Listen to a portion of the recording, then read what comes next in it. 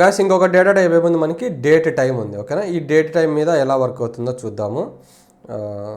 Very simple guys, highly common sense. మీరు already day to time చూసారు కదా, ఇక్కడ కొన్ని లైన్స్ రాసి పెట్టుకున్నా, కాపీ చేస్తున్నా, ఇక్కడ పేస్ట్ చేశా. సో ఇప్పుడు చెప్పండి గైస్, మీరే చెప్పండి, నేను మళ్ళీ ఎక్స్ప్లెయిన్ చేయాల్సిన అవసరం లే. సో ఇక్కడ ఇంతకుముందు మనము ఓన్లీ డే టు టైం మాత్రమే తీసుకున్నాం, ఇక్కడ రెండు కలిపి తీసుకున్నాం. డే టు టైం అంటే ఫస్ట్ ఏది చెక్ చేస్తుంది గైస్, ఇది ఇయర్ని చెక్ చేస్తుంది. ఓకేనా, ఇక్కడ ఉన్న ఇయర్స్ ప్రకారం అరేంజ్ చేస్తుంది. బట్ ఇయర్స్ క్లాష్ అవుతే ఏమవుతుంది, ఇప్పుడు మనకి ఇక్కడ మంత్ ఉంది కాబట్టి మంత్ని చెక్ చేస్తుంది. మంత్ని కూడా క్లాష్ అయితే ఏం చేస్తుంది, డేని చెక్ చేస్తుంది.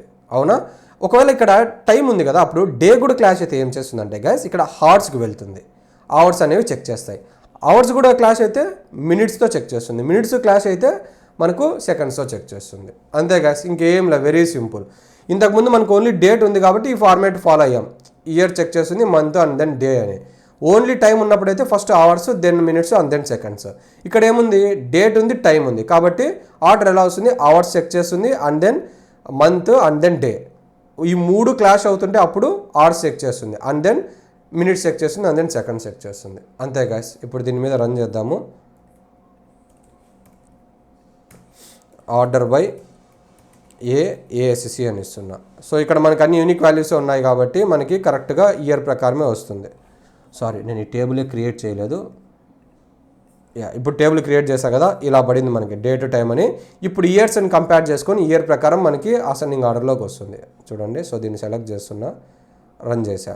సో వచ్చిందా, ఇయర్స్ కంపేర్ చేయండి. 1998 అనేది చిన్నది కాబట్టి దాంతో స్టార్ట్ అయ్యి హైయెస్ట్ వాల్యూస్తో వచ్చింది. సేమ్ అలానే నేను డిసెండింగ్ ఆర్డర్ కూడా చూస్తున్నా. ఓకేనా, డిఈఎస్సి సెలెక్ట్ చేశాను, రన్ చేస్తున్నా. సో వచ్చిందా, ఒకసారి అబ్జర్వ్ చేయండి. ఫస్ట్ 2023 వచ్చింది, ఇలా తగ్గుకుంటా పోయి లాస్ట్లో 1998 అని వచ్చింది.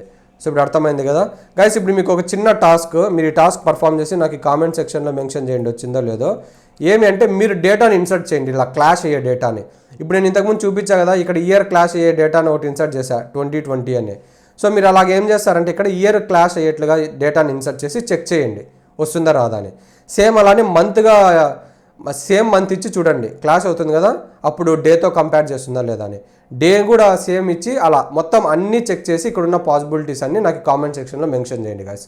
నేను చెప్పిండే కాన్సెప్ట్ వర్క్ అవుతుందా లేదా అని. ఓకేనా, రైట్.